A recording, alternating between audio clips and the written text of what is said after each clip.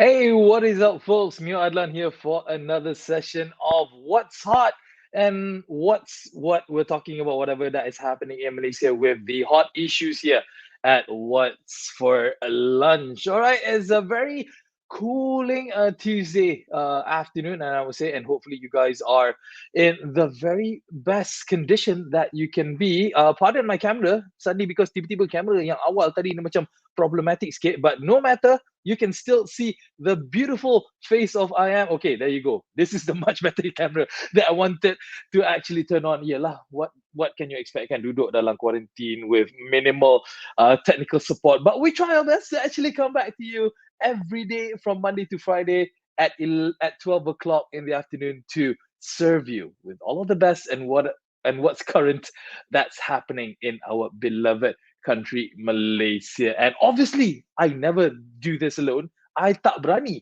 nak buat benda ni seorang sebab apa? I perlukan seorang bantuan. I perlukan seorang yang betul-betul berkaliber. I need somebody who's really up there, who cares for you, who cares for the community, the next MP of your area. Ladies and gents, Melvin Lam. Hi, how are you doing? I'm doing good, man. I'm doing good. Yeah, quarantine life is treating me well. I'm not really having that much of a complaint. It's very calming. It's very easy. But yeah, reading the news is not calming at all. But yeah, we'll get into that. How are you doing, Melvin? We'll get into that. It will get hotter. Definitely, it's definitely going to be much hotter with this. But yeah, you've been good. You've been well. No, this morning of which I was very stressed until now. I shared with you just now because this morning when I went up from my condo, there was a notice in the lift, and it stated there, my downstairs neighbor in the same block, a family of 6 of them contacted positive cases. The only person was quite surprised, was the only servant, it's an elderly servant, who did not contact, but the rest of the family, the couple plus 4 children, contacted positive. And that's quite alarming. I mean, this is the first time in my area that the whole family actually contacted positive cases. So we should not take this as so-called, we have to take it very seriously. Everyone, I share with my neighbor, it's like, sometimes it's like, oh, I'm not bringing my children out. Never bring your children out if your children is not vaccinated, please. Even though it's allowed in phase 1, you can bring, as long as you're fully vaccinated, bring your children, but don't even bring your children. And you yourself, please do not dine out as well, because you might bring the virus back to your children.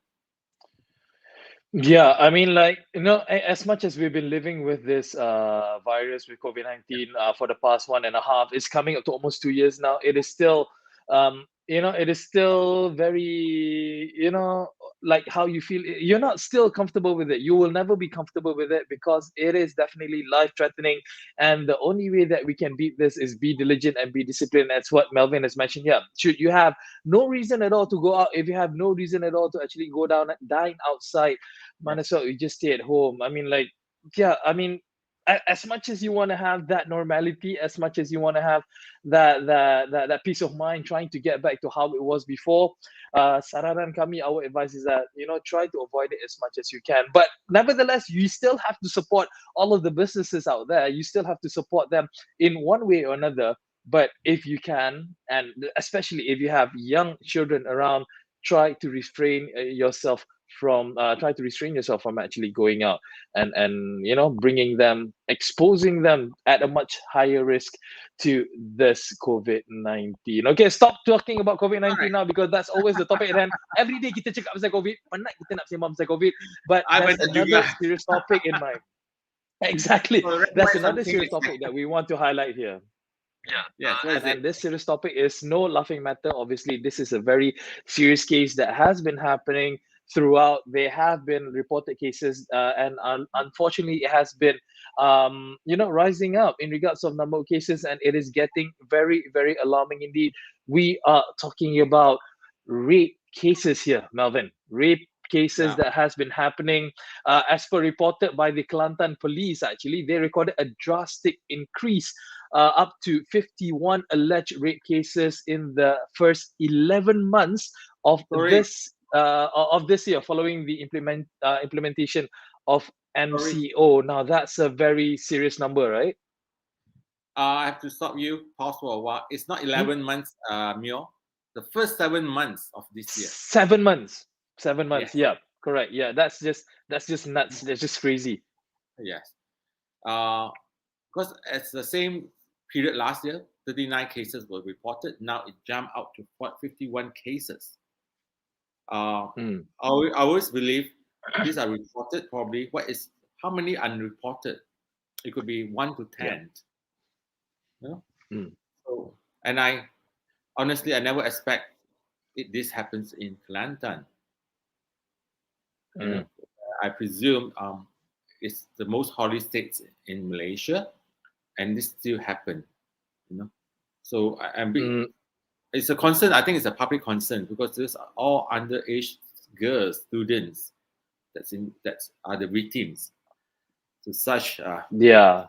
yeah, these are animals. And it's I mean, like, when you talk about rape cases, I truly understand what you're saying. I truly agree in the statement that you just shared with us. I mean, like, these are only the reported cases, Yeah, because like it or not, as we understand, these cases, more often or not, there are more unreported cases, because why? The rape victims themselves, they don't have the courage, they don't have the what you call it, the willpower to actually go up to the authorities and pledge, or should I say, to report a case should this thing happen to them, because more often or not, these people are being threatened with their lives. Contohnya, if a girl, a 13 or 14, 15-year-old girl, God forbid, oh my God, gets raped by a stranger or a family member, no less, they will get threatened in saying that kau jangan pergi dekat polis, sebab kalau kau pergi nanti aku bunuh kau, that kind of a statement. So that's yeah, actually more alarming, more cases out there which is happening, which is undocumented, because we don't know that these things are happening. And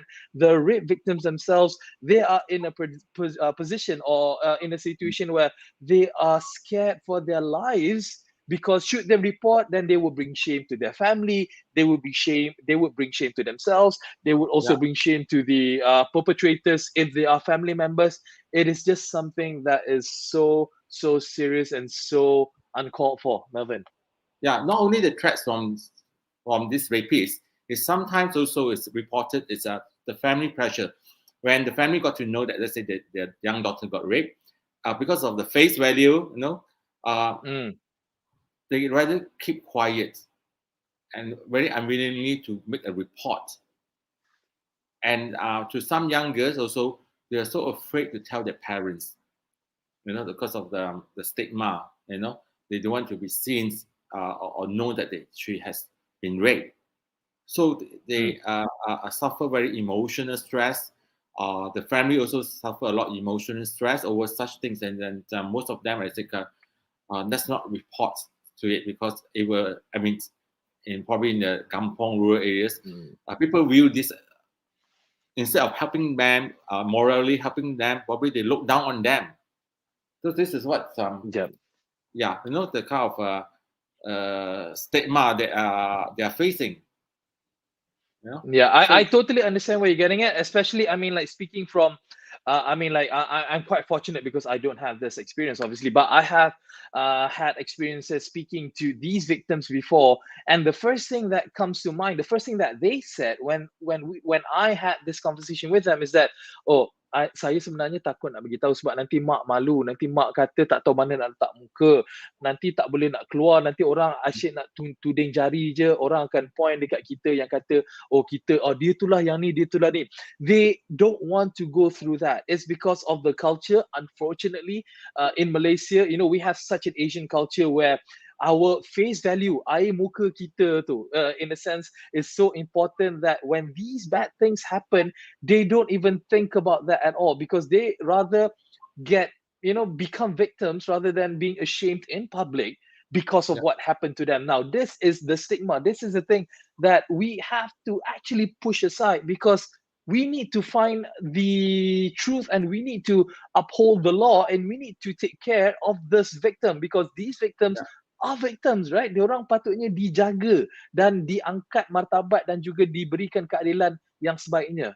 Isn't it, true. Norman? Yes, yes. We have to give the support.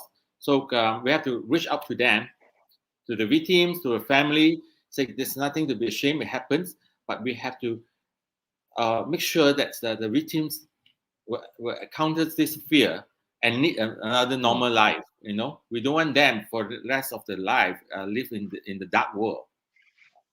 So I hope that Yeah. we outreach. I mean, we are planning. I mean, at now we'll probably soon have a program as such to reach out to such victims, tell them it's not your mistake. It's just overcome this fear factor. We have to face the world, to be strong. Okay. Yeah, exactly. And yeah, I think we've talked a lot. I mean, like, again, this is a very hot topic. This is a very hot Yeah, topic, it's a and topic it's by very itself. hard for us to discuss. Yeah. Exactly. So, I mean, like, we're not pushing this aside. We're not making fun of it at all, but we are Yeah. urging everyone out there to please be safe. And should you are a victim, should you think you are going to be a victim, you can sense all of this actually. Should you think that something is on the up and up and you fear for your life, please go to your closest ones, report to the authorities or go to your parents or your friends and tell them, express yourself, and please don't let this happen. We are praying for everyone out there to be very, very safe and very and very safe to be that. Okay, stop it. Right. Enough talking about this very depressing topic, but we have to move on. We want to talk about the next topic, and this is something of a concern as well. It happens almost all the time, not to say it happens every single day, but if you look at the statistics, it could actually be happening around us more often than we actually think. And what am I talking about? What we're going to be discussing about? Let's check out this crazy video. Having it on. Okay.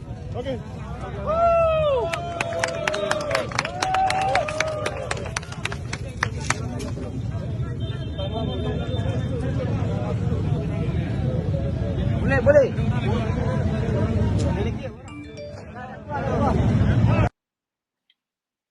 Okay, is that a junkyard or something, Melvin? What the heck was that?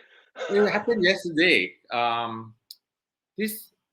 truck actually smashed or ran into 5 vehicles in Jalan Ipoh, Kuala Lumpur. And this my way. It was smashed. It's very smashed as what you can see in the video, and it's a miracle that driver actually walked out alive, despite what happened. So it's I share my experience. Every time a truck, especially sense truck, I mean, before lockdowns, I mean, we have a lot of developments in Kuala Lumpur, especially in TRX and all those things, because my office is nearby. And this truck driver, they like the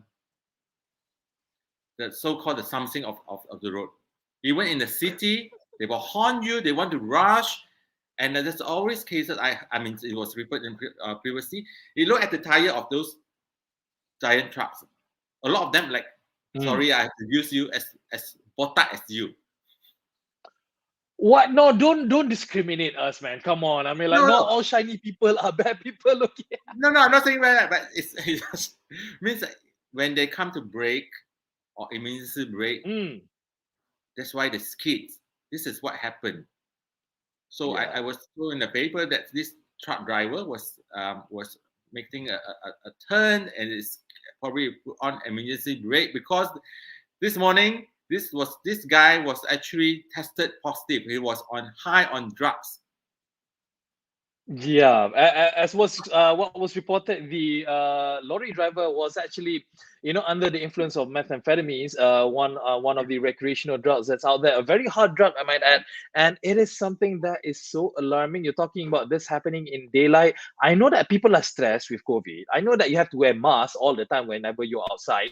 I know that you have to go line up to get vaccine, but that doesn't give you the authority to go and shoot up Yes, yourself and sniff all those kind of things and trying to be happy in that way, and yet what you call it, controlling, or should I say maneuvering using a heavy machinery, and nasib baik, and it's actually reported the Myvi driver, the 45 yeah, age year the 45 age the 45-year-old guy who was driving the yeah, Myvi only sustained mild injuries to his face and was sent to treatment to HKL, and it is just miraculous. I think God really was shining upon him and really giving him like a second chance. But you look yeah. at the state of the Myvi, oh my God, like a tin can crush lah, Melvin. Seriously. Yes. And then he actually walked out. I mean, it's really thanks what he said. But Mm, I want to make the stress the point. Whoever the driver, whoever owns that truck, whoever employ, I mean, the driver, of course, the driver is himself is in fault. If the maximum penalty, he should not be have taking drugs. Why taking drugs is already a criminal offense. You know, it can be exactly. arrested, and he actually take it while he's driving.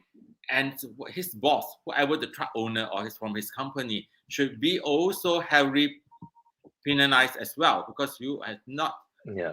not you should do regular check on your people, not Yeah. just have a good And driving. yep.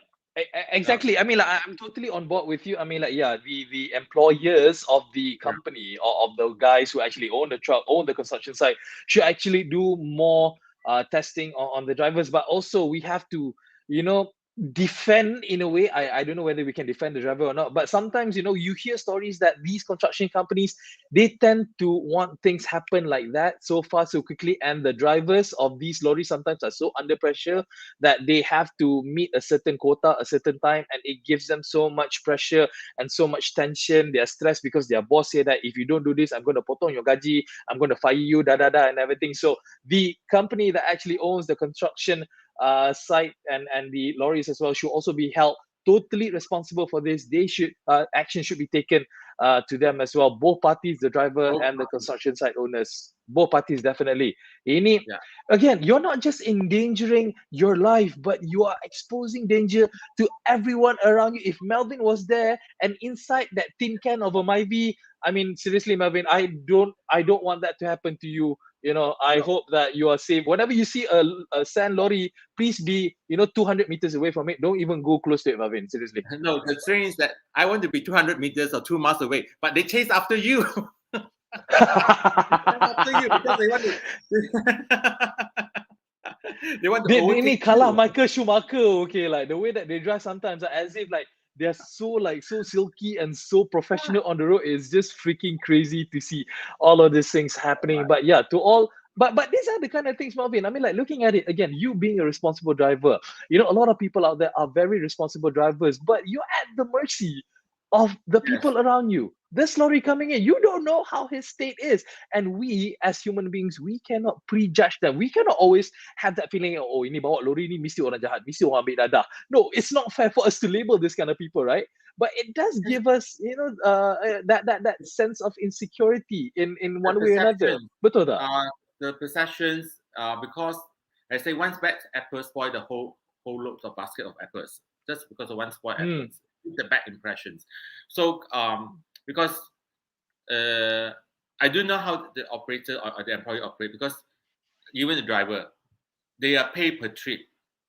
They are paid per trip. So the more trip you make per day, the more earnings you get.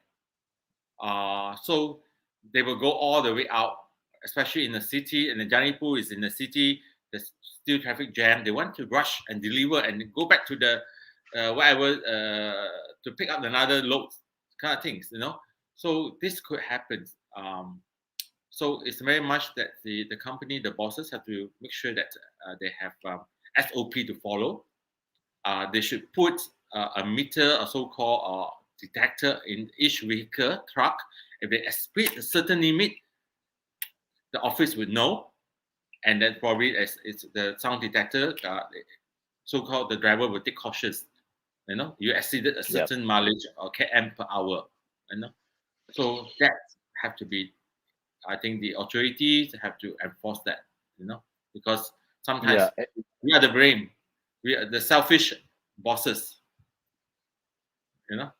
Yeah, it's that's the scary bit. Okay, a bit on the updates on this particular news in regards of the accident that happened in Jalan Ipoh. What we're discussing is that investigation has been classified under Section 44(1)(a) of the Road Transport Act 1987, and the authorities have actually mentioned that should anyone out there who who has information about this incident, who has like the video evidence or any other kind of information, you guys are to go and contact the police station down in Jalan Tun HS Lee traffic police station, or the KL JSPT hotline, or your neighboring police station, because your information could be invaluable. It could help with whatever it is that the police are investigating. So it is important, should you have any information, try to be a bit proactive, and try to be a lot more in helping the authorities with whatever it is that's helping that is going on right now. All right,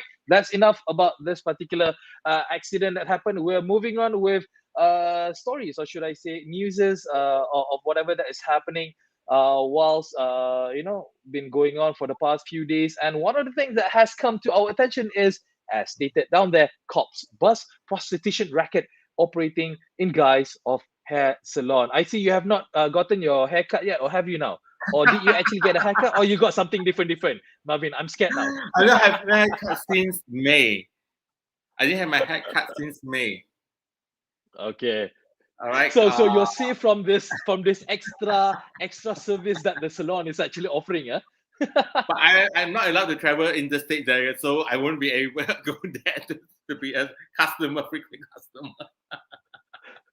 Yeah, exactly. Just to give our viewers a bit of an intro, this actually happened in Nibong Tebal in Penang, where police have actually busted a prostitution syndicate operating in hidden rooms behind a hair salon in a raid on the premise in Jalan Nibong Tebal on Sunday. And imagine, you go down there, very innocent, very normal, wanting to get a haircut, and then the guy said that, boss, I got extra menu, boss. You want to see menu?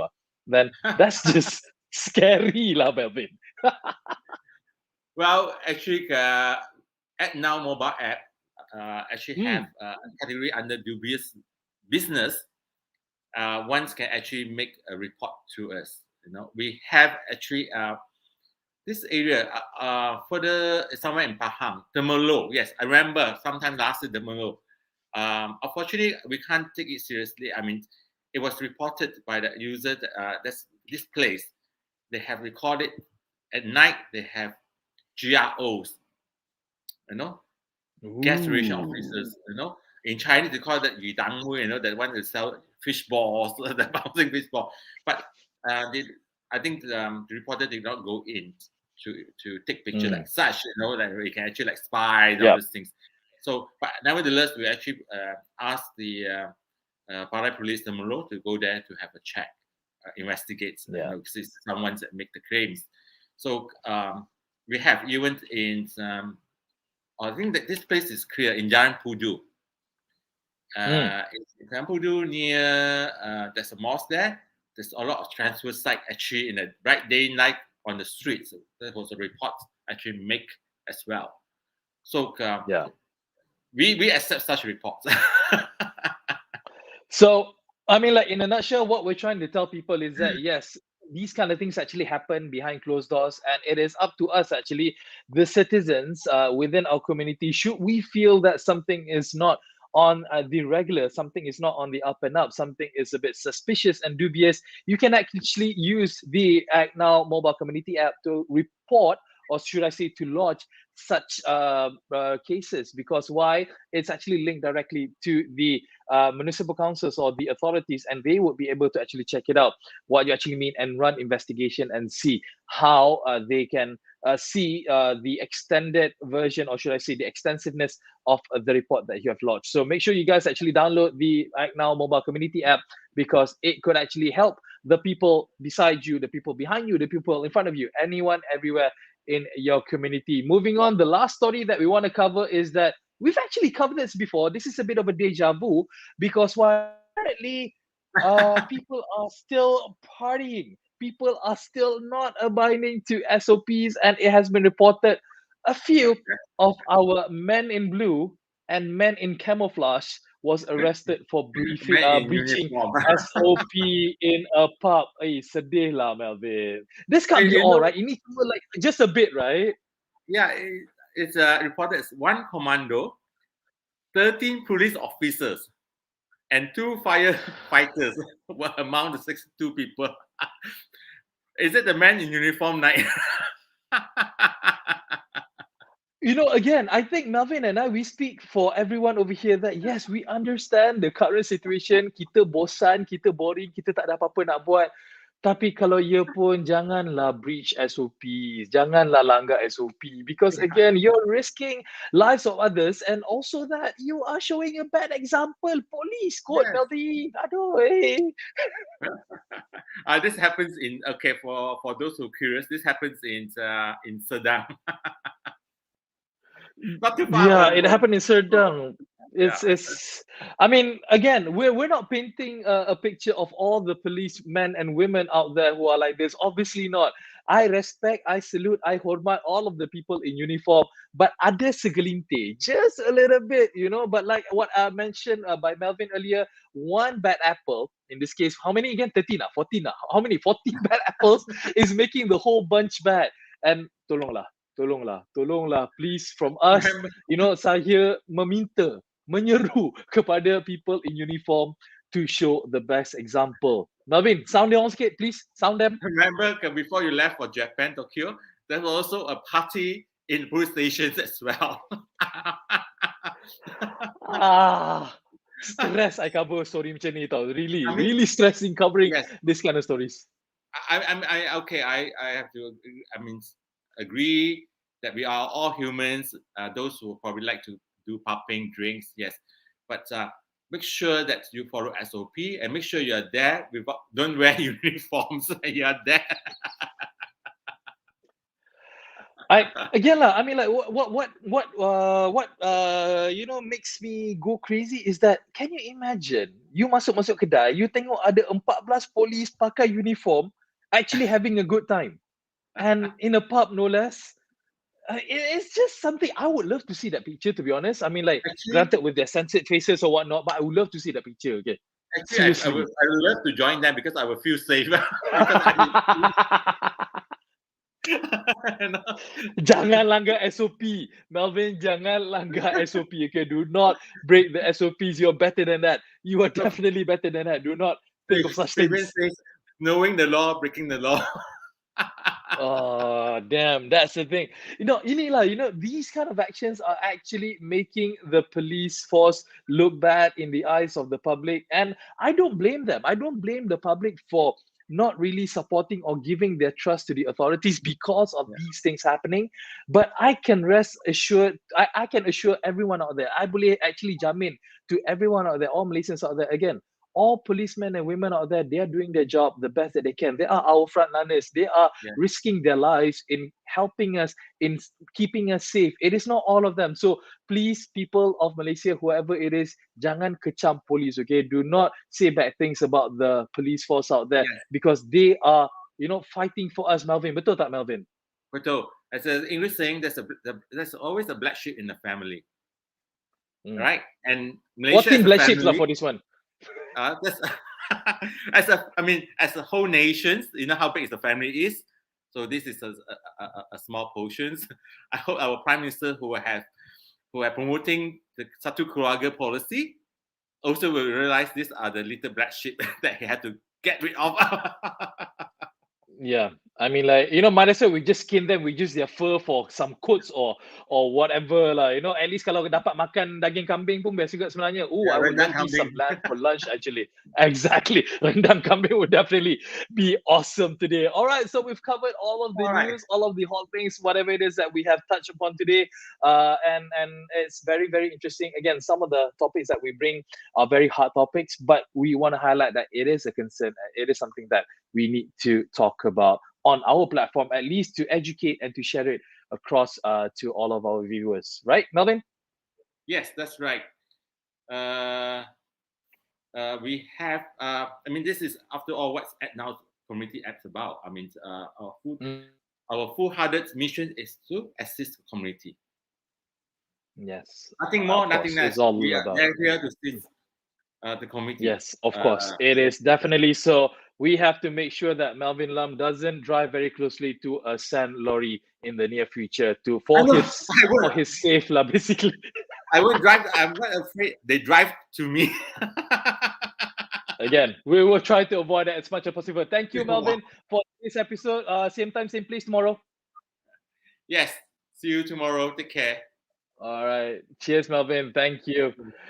All right, guys. That was Melvin Lam together with me, accompanying you about the hot topics, whatever that is happening in Malaysia, the things that needs to be shared, needs to be talked, and needs to be discussed. So we're definitely going to be coming back to you guys, same time, same place tomorrow. We are here every day from Monday to Friday at 12 p.m. Make sure you guys next time follow us. Make sure you guys share this video because a lot of interesting topics that we cover that you might not know of. Mio Adlan here, signing out. Make sure you guys stay safe and stay well, be cool, and be awesome. Good night, good lunch lah actually, apalah Mio. Bye, take care, ciao.